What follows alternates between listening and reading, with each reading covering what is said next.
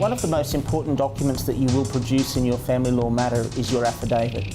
Family law matters are a little bit different to court cases you see on television, where you have one side gives their evidence and then the other side cross-examines. In a family law matter, everything you have to say to the judge is in your affidavit, and then you're cross-examined on the contents of that affidavit. Now, an affidavit is a sworn statement which sets out all of the evidence that's relevant to your matter. All of the forms I'm discussing today are readily available on www.familylawcourts.gov.au. Please note though that any time you're getting information generically or from the internet or wherever, that it's advisable for you to get some advice before you file your documents. This is because no two family law matters are the same. Your matter is unique to your circumstances. This is the printed affidavit format from the Family Court website. You'll note that up here the name of the court you're in is recorded. This may be either the Federal Circuit Court or the Family Court of Australia. And underneath that you will put in the place or the registry where you've filed the documents. That might be Brisbane, Lismore, Sydney, wherever you're filing your documents.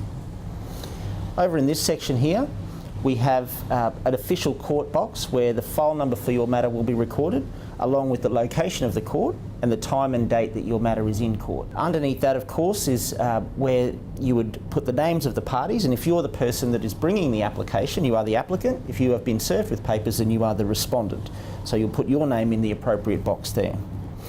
Sometimes in family court matters there are third parties or independent children's lawyers involved, and they would put their names down under there. Underneath here we have the space for the name of the deponent. The deponent is the person swearing the affidavit. So if this is your affidavit, then you are the deponent. If you're putting in an affidavit for another person, a family member who's giving evidence on your behalf, then they would be the deponent. The name, address and occupation is also recorded in this section here. Underneath the line at the bottom there is where you would put in your information in relation to your address for service, your telephone numbers, fax numbers, internet, that sort of thing. Oftentimes if you're represented by a lawyer, then the lawyer's details will be provided there.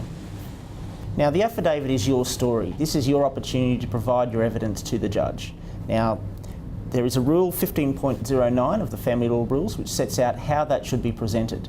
Now, your evidence should be relevant to the facts in issue in the dispute. So it's not a good idea to go beyond that. You should also try as much as you can to stick to what is admissible evidence in your case. You may need to have advice from a solicitor as to what is admissible and perhaps what is relevant to a fact in issue in dispute. The paragraphs of the affidavit should be consecutively numbered and signed on the bottom of each page. The affidavit is then filed in court, and any alterations you have to your evidence should be initialed by you, and the witness as well should initial those changes. Please remember, when you're giving your evidence or completing your affidavit, just give the facts. It's not your job to form the conclusions, that's the judge's job. Judges have a lot to consider when they're looking at a matter, and they don't really look favourably upon having to read a lot of irrelevant material. Keep it relevant, keep it concise, keep it factual. Try and avoid, if you can, emotive language and adverbs. Adverbs are words that add something to a verb. So for example, John simply slammed the door. John literally walked away. These sort of words can lead to a conclusion that you're exaggerating your evidence and ultimately are unhelpful. Tell your story in chronological order. That is, start at the beginning, finish at the end. Sometimes you may wish to jump about with your story, however, start off with the date where the relevant incident or issue started, and then work through from there to the final date that's relevant. Rule 24.01 of the Family Law Rules states that your affidavit should be written legibly, it should be on an A4 size piece of paper in a 12-point font and at least 1.5 centimetre line spacing. It should have a margin on each side of at least 2.5 centimetres, so it could be bound, but not greater than that. The main idea is your affidavit is about communicating with a judge. If you can follow these rules and make it easier for the judge to read, that's going to help you in your case. Don't be afraid to use headings. In your affidavit, headings can help you to put your thoughts in a clear and logical context and format. Remember, the most importantly, affidavits are sworn documents, so they must be truthful.